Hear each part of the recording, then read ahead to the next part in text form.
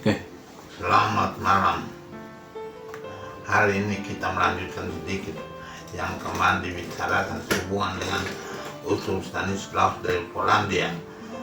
Kita melanjutkan renungan itu karena bacaan-bacaan juga masih berkisar pada perjuangan para rasul dan pada puatan evangelisasi pertama mereka mendapat susah banyak. Hari ini kita masih menyaksikan para rasul berada di mahkamah agama dipersoaljawabkan. Untunglah ada orang yang membela mereka, yaitu Gamaliel, yang mengatakan pada mereka bahwa imam kepala harus berhati-hati menegur dan membatasi para rasul, sebab sudah ada gerakan-gerakan terlebih dahulu seperti gerakan dari Teudas dan gerakan dari Yudas. Semuanya juga mau membentuk suatu komunitas, tapi gagal, kemudian punah dengan sendirinya. Jadi para rasul juga diberikan contoh sebagai peringatan kepada imam kepala bahwa untuk menegur orang seperti para rasul itu harus berhati-hati, sebab bisa saja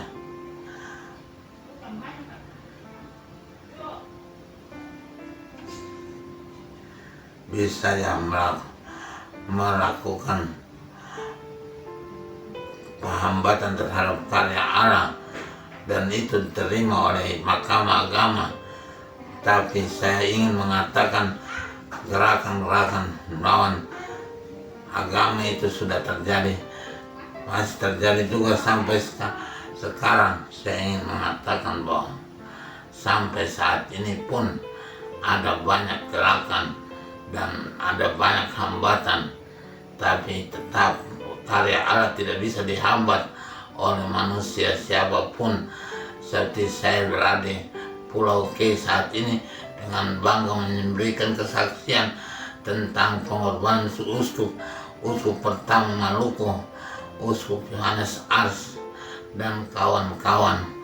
Ada 8 bruder dan 4 imam misionaris MSC yang terbunuh oleh Jepang pada saat Jepang mendarat masuk ke Pulau K pada tahun 1942.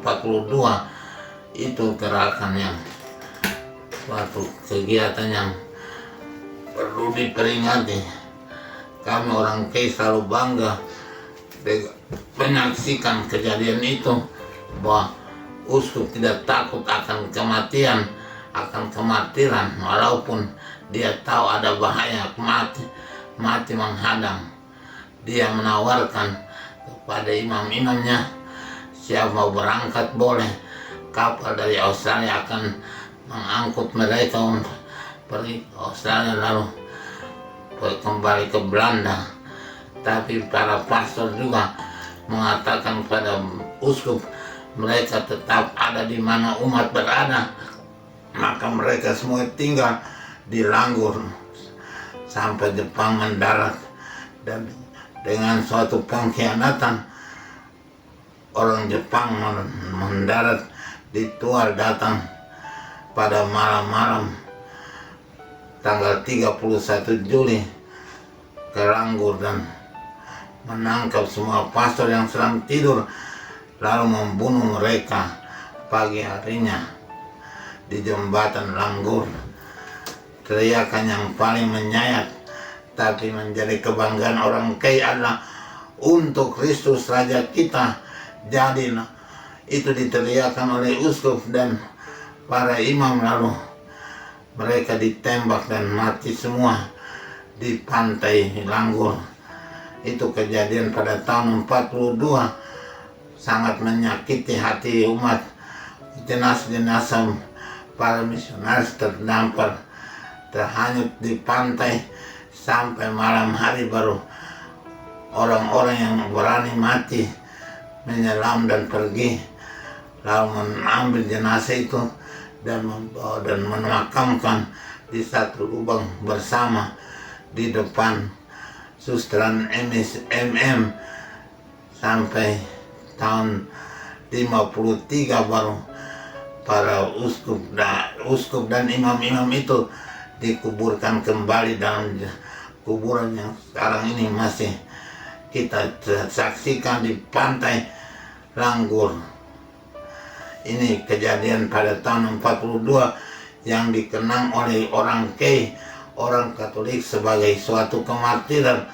Tapi walaupun sampai sekarang belum diakui gereja, kami orang tetap bangga bahwa uskup mati sebagai martir, dan para imam pun demikian, dan para bruder pun demikian. Ini kelanjutan dari apa yang telah dialami oleh para murid dan para rasul pada saat Yesus. Semua harus memikul salib. Salib ini terlalu berat, tapi uskup dan imam dan bruder tidak takut untuk menghadapinya, dan mereka betul-betul menjadi martir-martir Kei. Kalau gereja universal tidak mengakuinya, kami orang Kei tetap mengakui dengan bangga sebagai orang misionaris yang menjadi martir buat kami. Mereka dikenang kami sebagai martir-martir di gereja kami, dan mereka dihormati di semua gereja kami sebagai orang-orang yang benar berjasa bagi perkembangan iman di tanah Kei yang tercinta ini. Ini merupakan sejarah yang akan terus digemakan generasi ke generasi sebagai suatu tonggak sejarah gereja dari orang Kei.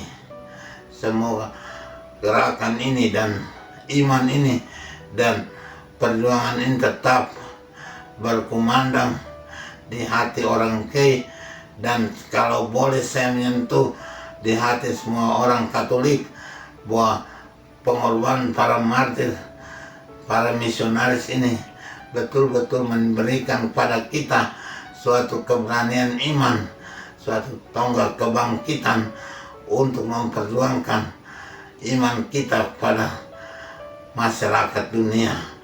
Semoga demikian. Amin. Tuhan Bapa yang baik, kami mengenangkan para martir kami, dan kami sangat bangga pada pengorbanan mereka. Tapi kebanggaan bukan hanya sekedar ide, tapi kami mau menjadi penerus perjuangan mereka di tanah Kei dan di Indonesia pada umumnya. Mari tolonglah kami Tuhan, supaya apa yang dimulai oleh para rasul tidak akan mati, melainkan dihidup dalam hati kami dan terus diperjuangkan dalam generasi kami dan selanjutnya. Demi Kristus Tuhan dan Juru Selamat kami sepanjang segala masa. Amin.